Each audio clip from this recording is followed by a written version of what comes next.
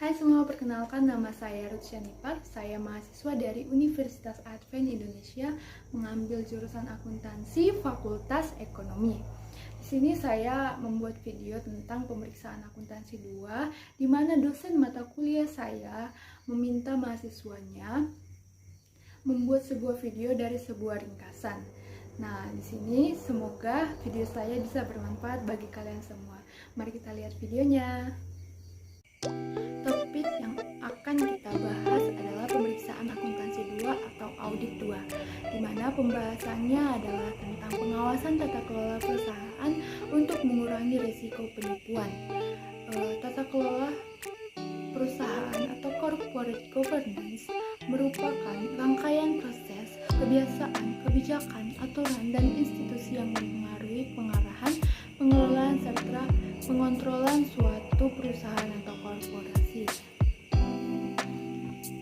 Dengan kombinasi tindakan seperti tindakan pencegahan, antisipasi, pendeteksian. Lalu, tanggung jawab siapakah itu? Tentu saja adalah tanggung jawab pihak manajemen.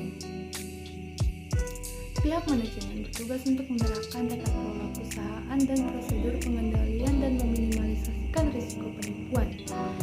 Bagaimana kepribadian yang harus dimiliki pihak manajemen? Yaitu harus memiliki budaya kejujuran dan etika yang bernilai tinggi. Kedua, memiliki teladan dari pemimpin. Yang ketiga, menciptakan lingkungan kerja yang positif. Yang keempat, memperjalan pegawai yang tepat. Dan yang terakhir, disiplin. Dan yang paling penting ialah jujur. Di sini kita akan membahas tujuan dari corporate governance, di mana tujuan tersebut adalah yaitu 1. Mendorong tercapainya visi dan misi perusahaan. Yang kedua, mengoptimalkan nilai perusahaan. Yang ketiga, meningkatkan daya saing perusahaan. Yang keempat, mendorong timbulnya kesadaran dan tanggung jawab sosial. Siapa yang mengawasi corporate governance tersebut? Yaitu adalah komisaris, bertugas untuk mengawasi penerapan pedoman dan kode etik perusahaan dan dibantu dengan direksi yang bertanggung jawab merumuskan arah penetapan kode etik suatu perusahaan tersebut. Kita akan membahas tentang fraud atau penipuan. Tampaknya kata-kata penipuan sudah lazim untuk didengar, bukan? Fraud atau penipuan dalam sebuah perusahaan memang tidak bisa ditiadakan karena sifat natural manusia adalah tidak pernah puas akan apa yang sudah dimiliki. Akan tetapi, penipuan di dalam perusahaan dapat diminimalisasikan.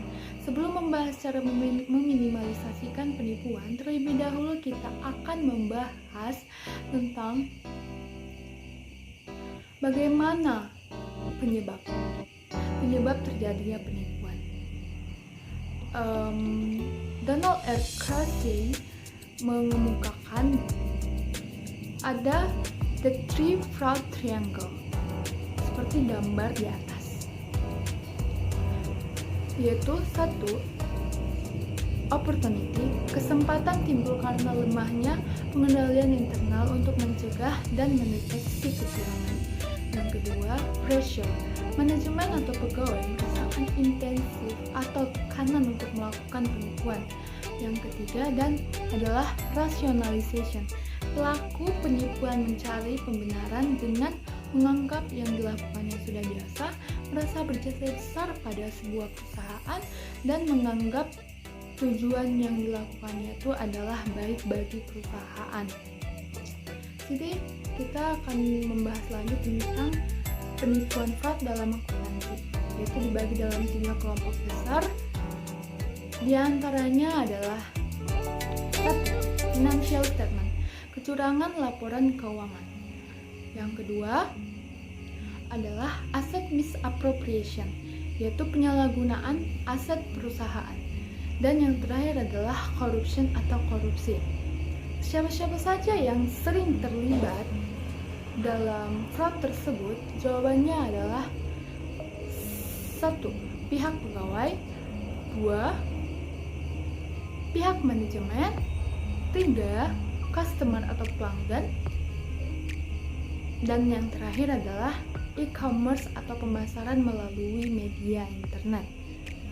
Lalu kita selanjutnya membahas tentang risiko penipuan, yang artinya adalah risiko yang dialami oleh suatu perusahaan karena faktor terjadinya tindakan penipuan yang disengaja, baik kerugian yang bersifat materi maupun non-materi, di mana kerugian materi diukur dari segi finansial dan kerugian non-finansial yang akan menyebabkan turunnya kepercayaan masyarakat pada sebuah perusahaan tersebut. Sumber informasi untuk mengukur risiko kecurangan antara lain adalah komunikasi antara sesama tim audit. Jika hasil komunikasi sesama tim audit terjadi risiko penipuan, maka tim audit harus meresponnya dengan memeriksa ayat jurnal dan penyesuaian lainnya sebagai bukti adanya kemungkinan salah saji yang disebabkan oleh kecurangan, menelaah estimasi akuntansi untuk setiap hal yang tidak wajar, dan mengevaluasi rasionalitas bisnis untuk transaksi yang tidak biasa. Lalu bagaimana cara menghadapi risiko kecurangan tersebut atau penipuan tersebut? Yaitu dengan mengubah keseluruh pelaksanaan audit, merancang dan melakukan prosedur audit untuk menghadapi risiko penipuan, dan yang terakhir adalah merancang dan melakukan prosedur-prosedur untuk mengatasi dominasi manajemen terhadap pengendalian. Yang kedua ialah sumber tanya jawab manajemen. Yang ketiga ialah melakukan faktor-faktor produksi. Yang keempat adalah prosedur analisis.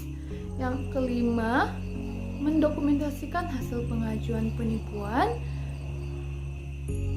Lalu, apakah penipuan tersebut hanya diukur direspon begitu saja? Jawabannya tidak, melainkan haruslah ditanggung-jawabi. Tanggung jawab auditor ketika penipuan telah terjadi adalah: pertama, merespon salah saji yang mungkin disebabkan oleh penipuan.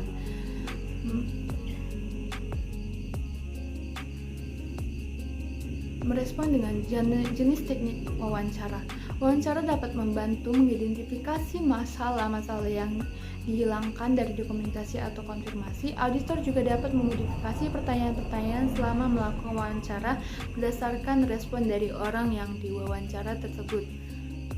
Yang kedua, tanya jawab informal. Dengan melakukan tanya jawab informal, auditor melakukan tanya jawab informal untuk mendapatkan informasi mengenai fakta-fakta dan rincian yang tidak dapat didapatkan auditor. Biasanya auditor menginginkan informasi dari orang yang diwawancarai mengenai kejadian atau proses periode sebelumnya. Seringkali tanya jawab dilakukan dengan santai, dengan auditor memberikan pertanyaan-pertanyaan terbuka yang memungkinkan responden memberikan perincian kejadian, proses atau kondisi yang dinyatakan.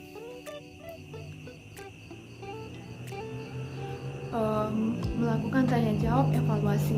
Seorang auditor juga menggunakan tanya jawab untuk mengevaluasi apakah informasi yang telah ia dapatkan sudah tepat, akurat, atau benar. Auditor menggunakan tanya jawab evaluasi untuk mendukung agar tidak ada informasi sebelumnya.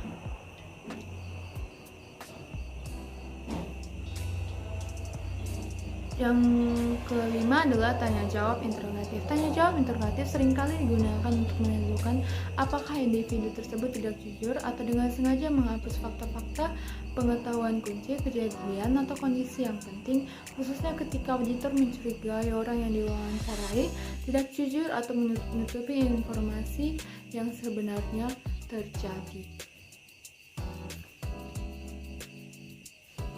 Mengevaluasi respon tanya jawab. Agar tanya jawab menjadi efektif, seorang auditor harus memiliki keterampilan dalam mendengarkan dan mengevaluasi jawaban dari pertanyaan-pertanyaan tersebut, serta melakukan teknik mendengarkan.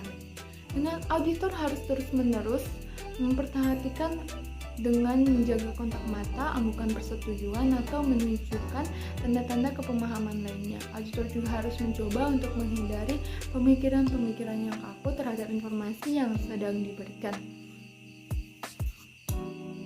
serta Mengamati tanda-tanda perilaku. Penyelidik andal mencatat bahwa subjek yang tidak nyaman dalam memberikan jawaban terhadap suatu pernyataan seringkali menunjukkan banyak perilaku nonverbal. Tentunya, tidak semua orang menunjukkan perilaku tersebut yang merasa tidak nyaman dalam menjawab pertanyaan auditor. Kuncinya adalah mengidentifikasi apakah perilaku individu mulai berubah dari yang biasanya. Fraud telah banyak terungkap dengan adanya audit internal. Dalam hal ini yang bertindak sebagai audit internal adalah auditor dan semua yang berkepentingan dengan eksistensi organisasi atau perusahaan. Dengan adanya peranan audit internal perusahaan, maka akan muncul persepsi yang kuat bahwa fraud dapat dicegah dan dideteksi. Dari penjelasan di atas, maka dapat disimpulkan bahwa audit internal dapat mempengaruhi pencegahan penipuan. Pengaruh audit internal terhadap pencegahan penipuan itu menyebutkan bahwa audit internal berfungsi membantu manajemen dalam pencegahan, pendeteksian penipuan atau fraud yang terjadi di suatu organisasi atau sebuah perusahaan. Demikianlah kesimpulannya.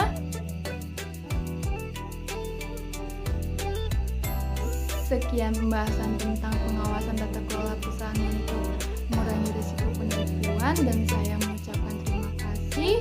Terima kasih juga kepada CR Situmorang, dan saya mengucapkan